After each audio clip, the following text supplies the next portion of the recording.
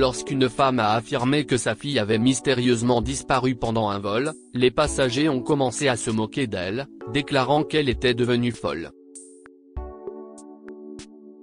Mais elle a ensuite découvert quelque chose qui a prouvé qu'elle avait raison. Aidez-moi. Je ne trouve pas ma fille, a crié Sophia. J'ai été distraite un instant pour changer la couche de mon bébé, et quand je suis revenue, elle avait disparu. Calmez-vous, madame, lui a dit un agent de bord. Si elle a embarqué sur le vol, elle doit être quelque part dans les environs. Pouvez-vous me dire à quoi elle ressemble? Vous êtes sérieuse? Un homme du siège à côté de celui de Sophia a dit à l'hôtesse. Nous avons vu cette femme avec un seul enfant. Ne perdez pas votre temps. Cette femme ment. Non, je ne mens pas. Nous étions 3. L'hôtesse de l'air nous a vus. S'est écrié Sophia. Eh bien, il y a beaucoup d'enfants à bord, madame.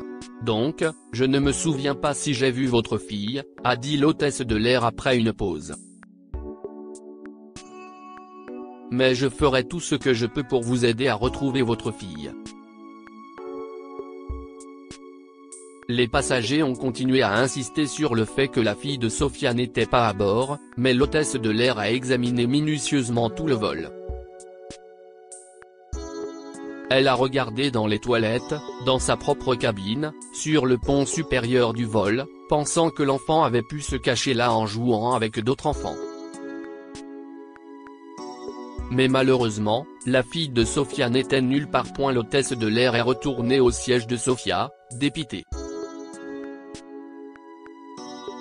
Eh bien, madame, j'ai vérifié à tous les endroits possibles, mais je n'ai vu votre fille nulle part.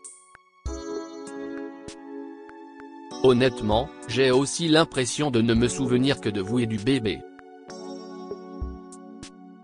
À ce moment-là, tout le monde a regardé Sophia d'un air interrogateur et a commencé à la ridiculiser. Je savais qu'elle mentait. Je n'ai pas vu de fille avec elle non plus. Un passager du siège avant a crié. Je sais, si est vrai. Je l'ai même vu prendre des pilules, a dit une autre femme. Oh mon Dieu, est-ce qu'elle est sous l'emprise de quelque chose? Comment la sécurité de l'aéroport peut-elle être aussi irresponsable et laisser entrer de telles personnes? Râle une vieille dame. Il n'y a rien de tel. S'il vous plaît, aidez-moi, a tenté d'expliquer Sophia.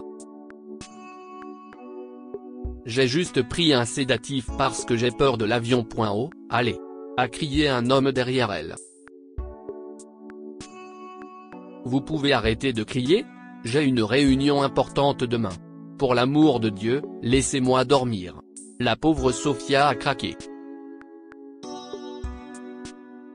Elle a essayé d'expliquer à tout le monde qu'elle ne mentait pas, mais c'était inutile. Malheureusement, même l'hôtesse de l'air a commencé à douter d'elle. Vous êtes sûre de n'avoir pris qu'une seule pilule, madame? Oui. Sophia s'est exclamée.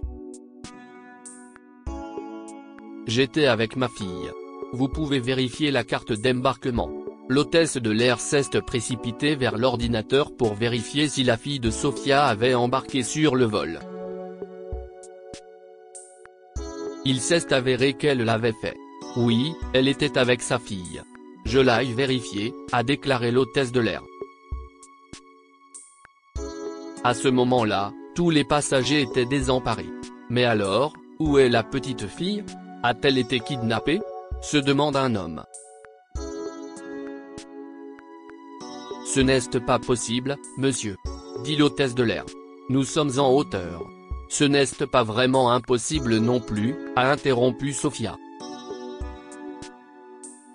Nous devons fouiller les bagages à main de tout le monde, surtout ceux qui sont trop grands. En entendant cela, les passagers ont commencé à grogner. Je ne vous laisserai pas toucher à mon sac. J'ai des antiquités là-dedans. S'est plaint un homme, qui était antiquaire. Monsieur, nous voyons qu'un enfant ne rentrera pas dans votre sac. Nous ne contrôlerons que les bagages trop grands, alors veuillez coopérer avec nous. Pourquoi devrions-nous ?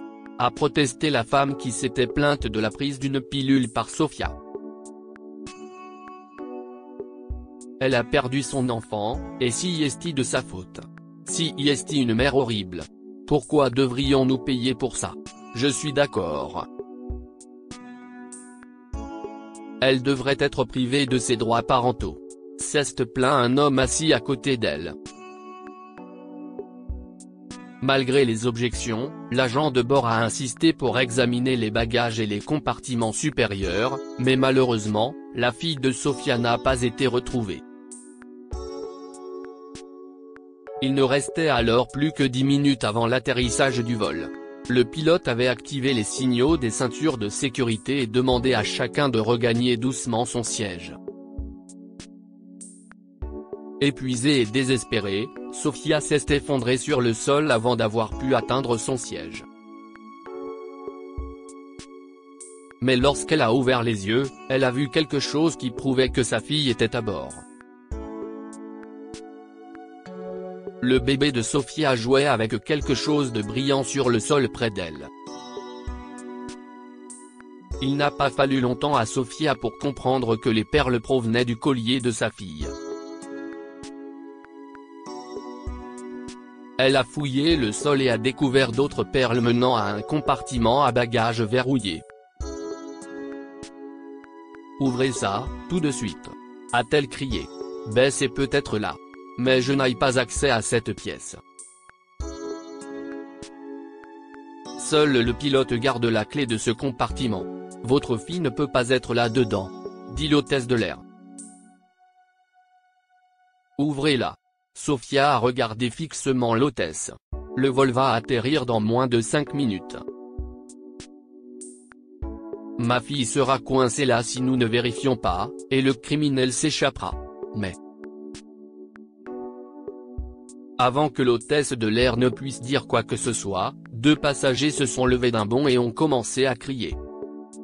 « Il y a beaucoup d'objets de valeur là-dedans. Nous ne voulons pas coopérer dans cette recherche. Je suis d'accord. Si est-il une violation de la sécurité? Qui est-elle pour nous commander? Dit l'autre passager. S'il vous plaît, ne les écoutez pas, a supplié Sofia à l'hôtesse de l'air. J'ai le sentiment que ma fille est là-dedans. L'hôtesse de l'air s'est senti mal pour Sofia et a décidé de l'aider.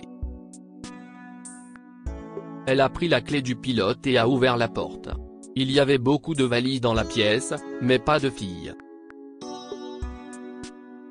Découragées, elles étaient sur le point de quitter la pièce lorsque le regard de Sofia a été attiré par une main émergeant de derrière une grande valise. Elle s'est précipitée vers la valise, pour trouver sa fille Bess inconsciente derrière elle. « Bess, réveille-toi. Tu vas bien ?» Sofia ne pouvait pas s'arrêter de pleurer. « Tu m'entends, ma chérie ? » « Oui, maman, » a dit Bess en ouvrant lentement les yeux. « Ils m'ont amené ici, maman. Dieu merci, tu es venue. »« Qui, Bess ? Qu'est-ce ce que tu essaies de dire ?» demande Sofia. Bess pointa du doigt les 2 passagers qui s'étaient révoltés contre la fouille de toutes les manières possibles. Ils ont essayé de sortir du compartiment le plus rapidement possible après l'atterrissage du vol, mais 2 hommes leur ont barré la route. Elle nous a confondus avec quelqu'un. Ce n'était pas nous. Dit la femme en essayant de se défendre. Sofia a fait un pas en avant et a giflé la femme. Arrêtez de mentir. Je sais que vous et votre partenaire avez fait ça. Comment osez-vous toucher ma fille? L'hôtesse de l'air est intervenue. Madame, calmez-vous. Si est-il bien que votre fille soit en sécurité. Nous allons nous assurer qu'ils ne s'échapperont pas facilement. À l'arrivée, les 2 passagers ont été interrogés par la police. Il s'est avéré qu'il était à la recherche d'un collier antique. Ils ont réussi à le voler dans le sac de l'antiquaire, mais Bess les a accidentellement vus faire. Ils ont décidé de la cacher pour qu'elle ne le dise à personne. Comme il s'agissait d'un vol de correspondance, le compartiment à bagages n'a été ouvert qu'une seule fois, lorsque certains passagers sont descendus. À ce moment-là, pendant que Sophia était occupée à changer la couche de son bébé, ils ont caché Bess dans le compartiment. Lorsque la vérité a été révélée, l'antiquaire a eu honte. Il a remercié Sophia d'avoir sauvé le collier antique et d'avoir retrouvé les cambrioleurs et s'est excusé auprès de Bess. Plus tard, son musée a organisé une grande réception en l'honneur de Sophia, qui avait sauvé leur artefact culturel. Que pouvons-nous apprendre de cette histoire? Si vous faites du mal aux autres, vous serez puni pour cela tôt ou tard.